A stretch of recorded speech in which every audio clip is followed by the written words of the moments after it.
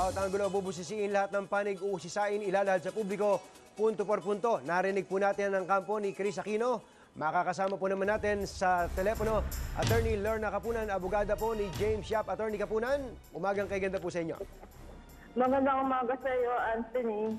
Na-miss ko kayo sa live remote namin. Sige, telepono na lang po, Attorney Kapunan. Oo nga, kasi on the way na kami sa hearing namin. No? Merong hearing ng 8:30. Yes, ma'am. Tungkol sa whole departure order na pinay ni James. Opo, kasama niyo po ba si James? Separately, kasi manggagaling siya sa Isensa. Okay. Okay. Napanood niyo po marahil ang panayam po kay Chris Aquino. Well, unang-una po, ano po masasabi niyo doon sa, denial po ng kampo po ni Chris na binanggit po ni Chris kay James ang tungkol sa may 3 taong pang natitira si Pinoy?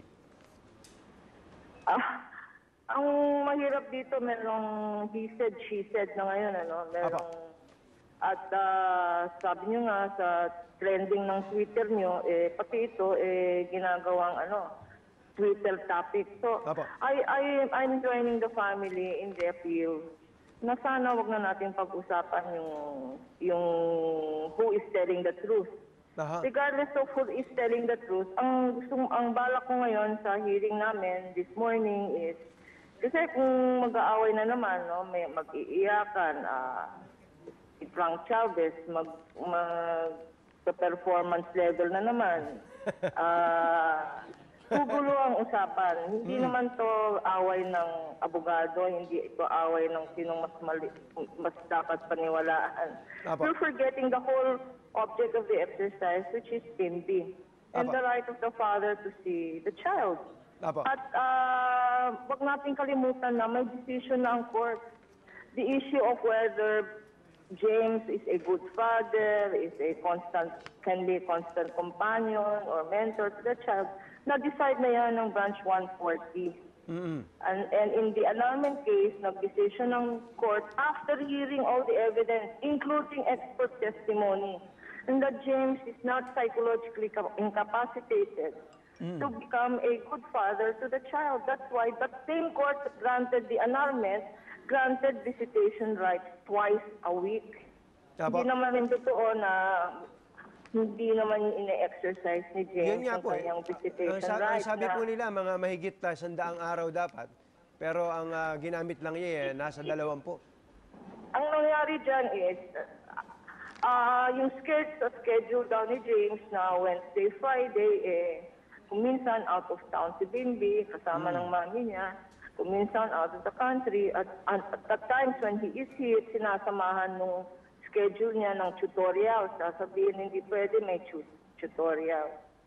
But that being said, hindi naman talaga fixed ang schedules. No? Both of them have their separate schedules. Kung busy si Chris, pinapapunta niya si James sa PTA, sa parents-teachers meetings, sa eskwelahan, o sa mga activities ni BMB sa eskwelahan. So, from their experience since the order of last year, January, nag-give and take naman ang mga parties. So medyo maganda po hanggang January, hanggang kailan po? Nung January 2012, yung order ng court. At nangyari lang to after February. Because yung sinasabi nilang incident nung December, if that is true, why then would Chris allow baby James, Bimbi, to visit the father in January? In the house of the father, kasama ng yaya. At another time in March, in the lobby of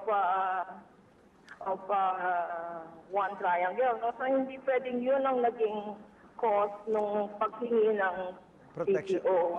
The more recent incident is a February incident where pinakita pa nga sa amin ni James yung papel na pinapapirmahan ni Chris.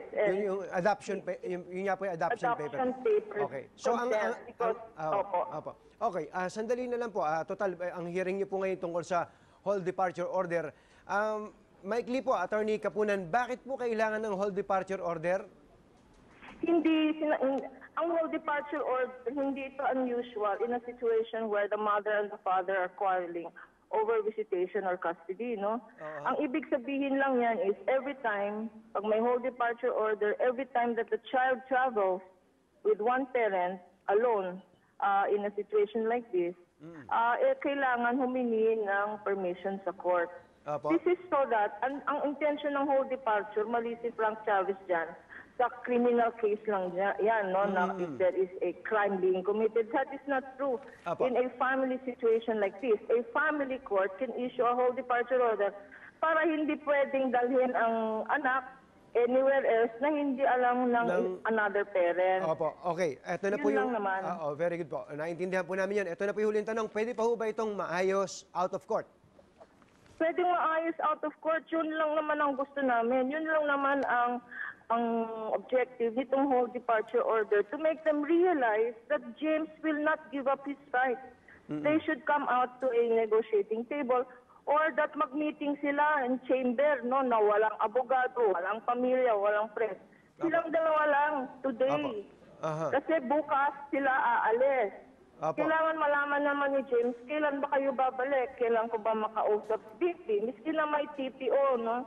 Kasi Apo. yung TPO na yan, ang position namin is labag sa decision ng another co-equal court. Apo. You cannot do indirectly, through indirect contempt, file in another court the same issue, no? Okay. Attorney Kapunan, salamat po sa inyo. Interesado po kaming matunghayan mamaya yung sinasabi niyong baka sakali na mag-usap silang dalawa lamang. Salamat po, Attorney Kapunan. Thank you po. Mga kapamilya, alam po niyo, bukod sa politika, paboritong pastime po ng mga Pinoy ang kwentong showbiz o artista. Hindi man maganda, paminsan-minsan po masarap din pong pag-usapan ng buhay ng may buhay, lalo na't kung ang paksa sikat o kilalang personalidad. Totoo po naman ang sinasabi ng maraming nagmamasi dito. Mabubusog ba tayo? Madaragdagan ba ang pagkain sa mesa? Magkakatrabaho ba ang mga standby? At lalaki ba ang sweldo ni Mr. na iniintrego kay Mrs.? Saka papanood po natin sa bangayang Chris Aquino at James Yap. Malilibre ba sa matrikula ang mga estudyante? Maisasalba ba ang buhay ng mga Pinoy na nakatakdang hatulan sa Sabah? Mawawala ba ang brownout sa Mindanao pag ang buhay pag-ibig ni Heart at Cheese tayo ay makikichismis? Ang sagot po sa mga tanong na yan ay isang malaking hindi. Pero bakit nga ba naging isang national issue na naging paksa pa po ng debate sa loob ng ating mga tahanan ang mga showbiz news na ito? Unang-una, si Chris Aquino po hindi lang natin araw-araw kasalo sa ating almusal sa Chris TV, kundi siya kapatid po ng Pangulo na ang pamilya po sinusubaybayan ng mga Pilipino. Si Escudero po hindi lang isang senador, kundi malay mo, maging isang malakas na contender din sa hinaharap bilang Pangulo o pangalawang Pangulo. Hindi po pwedeng gamitin na Chris o Cheese ang right to privacy sa ating lipunan na ang tingin po sa mga public figure public property. Sa bandang huli po, may pakialam din po tayo sa kanila dahil baka nga ang kanilang karanasan atin din pong pinagdadaanan. Hindi man tayo politiko o artista, baka meron din po sa atin na nag-aagawan sa kustodiya ng anak. Baka meron din po sa atin na hinahamak po ng matapobreng biyanan o bibiyananin. Pagka ganun, ano nga ba ating gagawin? Kaya nga kahit anong pilit ng iba, ayoko talagang magpolitiko. At sorry na po, Ma'am Charo, ayoko na rin pong mag-artista. Chismis.